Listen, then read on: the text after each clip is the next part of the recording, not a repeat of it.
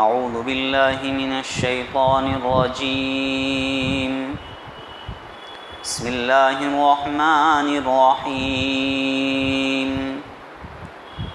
وَإِذْ قَالَ مُوسَى لِقَوْمِهِ إِنَّ اللَّهَ يَأْمُرُكُمْ أَن تَذْبَحُوا بَقَرَةً قَالُوا أَتَتَّخِذُنَا هُزُوًا قَالَ أَعُوذُ بِاللَّهِ أَنْ أَكُونَ مِنَ الْجَاهِلِينَ قَالُوا ادْعُ لَنَا رَبَّكَ يُبَيِّن لَّنَا مَا هِيَ قَالَ إِنَّهُ يَقُولُ إِنَّهَا بَقَرَةٌ لَّا فَارِضٌ وَلَا بِكْرٌ عَوَانٌ بَيْنَ ذَلِكَ فَافْعَلُوا مَا تُؤْمَرُونَ قالوا ادْعُ لنا ربك يبين لنا ما لونها قال إنه يقول إنها بقرة صفراء فاقع لونها تسر الناظرين قالوا ادْعُ لنا ربك يبين لنا ما هي إن البقرة شابه علينا وَإِنَّا إِن شَاءَ اللَّهُ لَمُهْتَدُونَ قَالَ إِنَّهُ يَقُولُ إِنَّهَا بَقَرَةٌ لَّا ذَلُولٌ تُثِيرُ الْأَرْضَ وَلَا تَسْقِي الْحَرْثَ مُسَلَّمَةٌ لَّا شِيَةَ فِيهَا قَالُوا الْآنَ جِئْتَ بِالْحَقِّ فَذَبَحُوهَا وَمَا كَادُوا يَفْعَلُونَ صدق اللہ العظیم۔ محترم دوستو بزرگو، آپ لوگوں کے سامنے سورہ بقرہ کی 67 آیت سے لے کر 73ویں آیت تک کی تلاوت کی گئی۔ جیسا کہ آپ لوگ جانتے ہیں کہ اللہ تبارک تعالیٰ نے سورہ بقرہ میں بنی اسرائیل کی واقعات کو بہت تفصیل سے بیان کیا ہے۔ یہاں پر بھی بنی اسرائیل کے واقعات میں سے ایک واقعے کو بیان کر رہے ہیں۔ دراصل یوں ہوا کہ بنی اسرائیل جب مصر سے باہر نکلے اور انہیں تھوڑا کچھ سکون ہوا تو ان کے یہاں ایک واقعہ رونما ہوا، قتل کا واقعہ۔ مفسرین نے لکھا ہے کہ بھتیجے نے چاچا کو قتل کر دیا۔ اب پتہ نہیں تھا کہ قتل کس نے کیا، تو وہ حضرت موسیٰ علیہ السلام کے پاس آئے اور انہوں نے یہ درخواست کی کہ آپ اللہ سے دعا کر دیجئے کہ ہمیں پتہ چل جائے کہ قاتل کون ہے، مارنے والا ہتھیارہ کون ہے۔ اللہ تبارک تعالیٰ نے ان کو ایک حکم دیا سیدھا سادہ، ایک کام کرو، ایک گائے ذبح کرو اور اس کو جو مقتول ہے، جو مرنے والا ہے، اس کے بدن کے ساتھ اس گائے کا کوئی بھی ایک ٹکڑا لگا دو تو تمہیں پتہ چل جائے گا کہ قاتل کون ہے۔ وہ خود زندہ ہو جائے گا، زندہ ہو کر وہ بتا دے گا کہ مجھے کس نے مارا ہے۔ اس واقعے کو یہاں پر بیان کر رہے ہیں، لیکن اس واقعے کے ذیل میں بنی اسرائیل کی جو منہ شکافیاں ہے یا ان کی بال کی کھال نکالنے کی جو عادت ہے اس کو بیان کر رہے ہیں۔ اور جیسا کہ میں کہا کرتا ہوں کہ یہ تمام واقعات جو ہیں وہ ہمیں کیوں سنائے جا رہے ہیں، مسلمانوں کو کیوں بتائے جا رہے ہیں؟ مسلمانوں کو اس لیے بتائے جا رہے ہیں کہ مسلمان اس طرح کی حرکت اپنی زندگی میں نہ کرے۔ اللہ کا جو حکم ہو اس کو جوں کا تو ادا کرنے کی پوری کوشش کرے۔ جتنا زیادہ منہ شگافی کرے گا انسان اور جتنا زیادہ بال کی کھال نکالے گا انسان، دین پر عمل کرنا اس کے لیے اتنا زیادہ مشکل ہوتا جائے گا، کیونکہ مسئلہ اور زیادہ سخت ہوتا جائے گا۔ علماء کرام کو بھی ہم جو سوالات کرتے ہیں تو ہمیں یہ پتہ ہونا چاہیے کہ بیزک اور بنیادی چیزیں کون سی ہیں اور گون سبسیڈیری یا فرعی امور کون سے ہیں، تو ہمیں پتہ چلے گا کہ پوچھنا کیا چاہیے اور پوچھنا کیا نہیں چاہیے۔ کیونکہ جتنا انسان پوچھتا جائے گا علماء کرام احتیاط کے ساتھ جواب دیتے ہیں، احتیاط کے ساتھ جواب دیتے ہیں تو احتیاط کے ساتھ جواب دینے کا نتیجہ یہ آئے گا کہ اس کے لیے عمل کرنا اور زیادہ مشکل ہوتا جائے گا. 10 سوال کرے گا تو مشکل اور ہو جائے گا, 20 سوال کرے گا تو اور زیادہ مشکل ہوگا, آسان نہیں ہوگا. تو اسی بات کے لیے اللہ تبارک تعالیٰ نے یہاں پر بنی اسرائیل کے پورے واقعے کو بیان کر رہے ہیں. دیکھو کیا فرماتے اللہ تبارک تعالیٰ, وَإِذْ قَالَ مُوسَىٰ لِقَوْمِهِ إِنَّ اللَّهَ يَأْمُرُكُمْ أَن تَذْبَحُوا بَقَرَةً, اور اس وقت کو یاد کرو جب حضرت موسیٰ علیہ السلام نے اپنی قوم سے یوں کہا کہ اللہ تمہیں حکم دیتا ہے کہ تم ایک گائے کو ذبح کرو.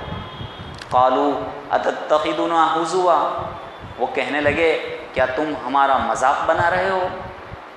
حضرت موسیٰ علیہ السلام نے کہا قال اعوذ باللہ ان اکون من الجاہلین, میں اللہ کی پناہ چاہتا ہوں اس بات سے کہ میں جاہلوں میں سے ہو جاؤں. اس کے پیچھے ایک دوسرا مقصد بھی تھا.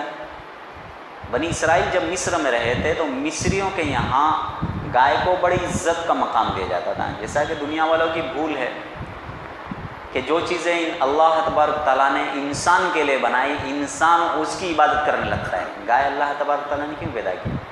انسان کے لیے پیدا کی, انسان کی خدمت کے لیے. وہ خادمہ ہے, انسان کی سیوکا ہے, وہ خادمہ ہے, انسان کی ماں نہیں ہے.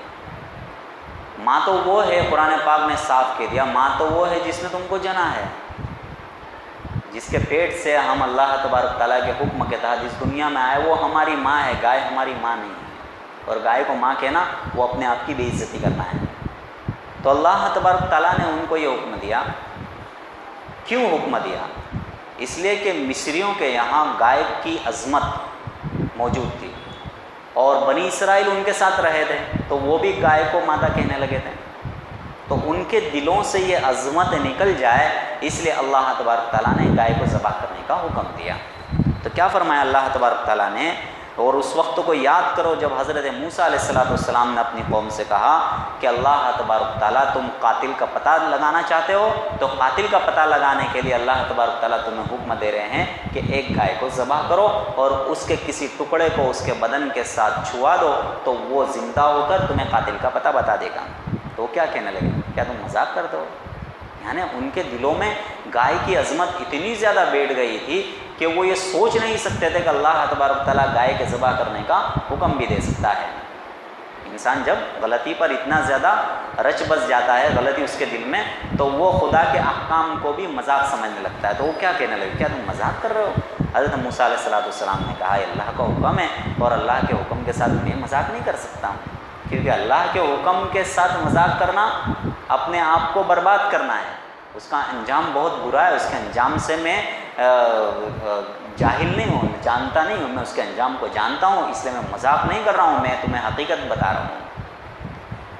اب حضرت موسیٰ علیہ السلام نے تو یہ کہہ دیا کہ تم گائے کو ذبح کرو. حدیث پاک میں آیا ہے کہ اگر بنی اسرائیل اس حکم کو لے کر کسی بھی گائے کو ذبح کر دیتے, اللہ کا حکم پورا ہو جاتا اور ان کا مقصد بھی پورا ہو جاتا.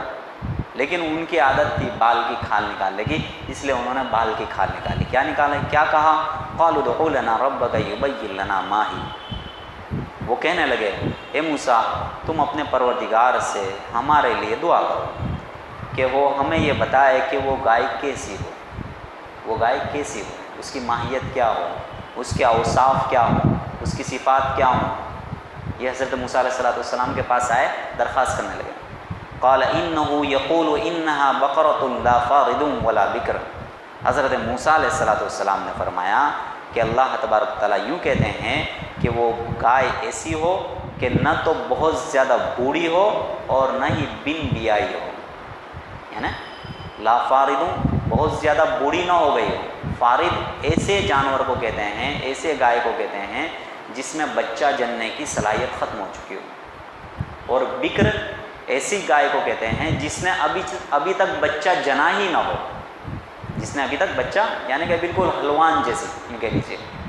تو اللہ تبارک تعالیٰ نے یوں کہا کہ دیکھو ایک کام کرو, ایسی گائے لے لو جو بہت بوڑھی بھی نہ ہو, جو بہت بچی بھی نہ ہو, بلکہ عوان بین ذالک, ان دونوں کے درمیانی عمر کی ہو, ان دونوں کے درمیانی عمر کی ہو. فافعلوا ما تؤمرون, تو اب تمہیں جو حکم دیا جا رہا ہے اسے کر گزرو. یہ اللہ نے حکم دیا. دیکھو پہلے کیا کہا, گائے کو ذبح کر دو، تو اس میں کیا نکالی؟ بال کی کھال نکالی۔ تو بتاؤ کون سی گائے ہونی چاہیے؟ اللہ تبارک تعالیٰ نے کہا کہ نہ بہت بڑی ہو نہ بہت چھوٹی ہو، درمیانی عمر کی ہو، وہ گائے ذبح کر دو۔ اور ساتھ میں ایک بھی حکم دیا کہ اب کوئی سوال مت کرنا، اسی پر عمل کر لو، اسی پر عمل کر لو گے تمہارا مقصد پورا ہو جائے گا۔ لیکن بنی اسرائیل کی قوم تھی، بڑی ضدی قوم تھی، اس لیے اللہ کے رسول کے پاس وہ پھر سے آئے، حضرت موسیٰ علیہ السلام کے پاس۔ قالوا ادع لنا ربک یبین لنا ما لونھا، وہ کہنے لگے اے موسیٰ تم ہمارے لیے اپنے پروردگار سے دعا کرو کہ وہ ہمیں بتائے کہ اس کا رنگ کیسا ہو۔ بھائی آپ نے یہ تو بتا دیا کہ بوڑھی بھی نہ ہو، بچی بھی نہ ہو، درمیانی عمر کی ہو، لیکن رنگ کی تعین بھی ہونی چاہیے نا کہ اس کا رنگ کیسا ہو، کالی ہو، پیلی ہو، نیلی ہو، کیا ہو۔ تو اللہ تبارک تعالیٰ سے تم دعا کرو۔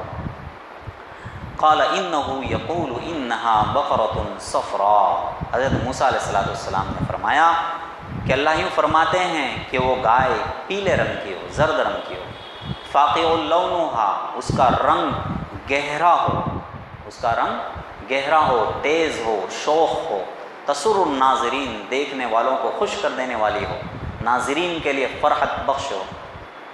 کیا حکم دیا اللہ تبارک تعالیٰ نے؟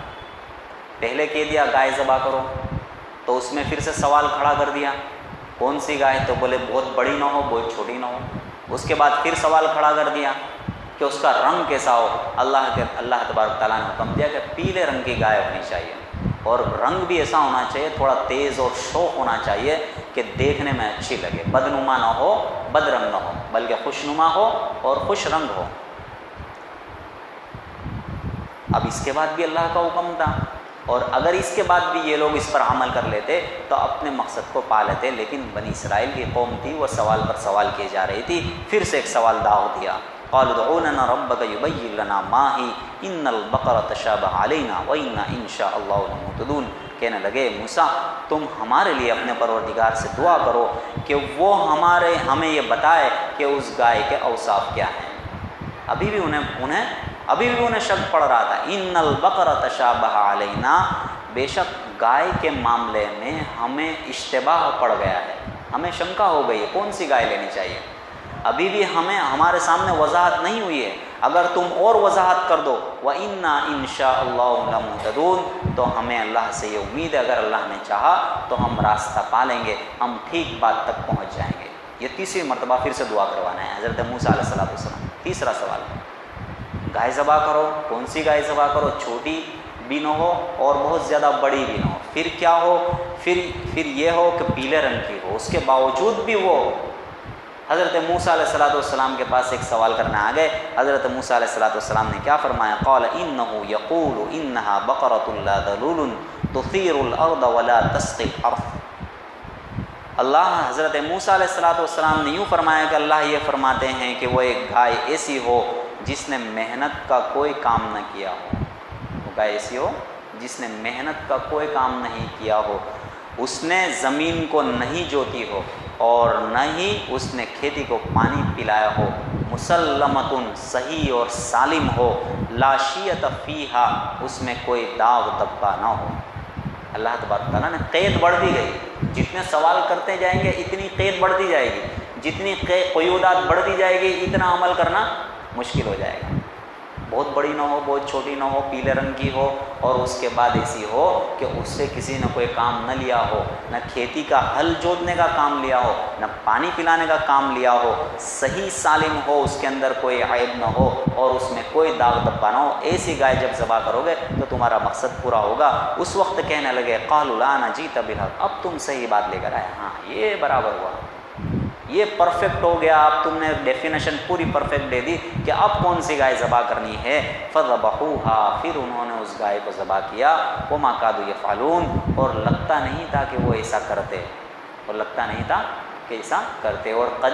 اور ایسا قریب نہیں تھا کہ وہ یہ کام کر گزرتے، یعنی انہوں نے اتنے سوالات کیے کہ ایسا لگتا تھا کہ وہ گائے کو ذبح ہی نہیں کریں گے۔ البتہ انہوں نے گائے کو ذبح کیا، گائے کو ذبح کر کے اس کا ایک حصہ اس کے بدن کو لگایا، وہ زندہ ہوا اور اس نے اپنے قاتل کا پتہ بتا کر پھر سے مر گیا۔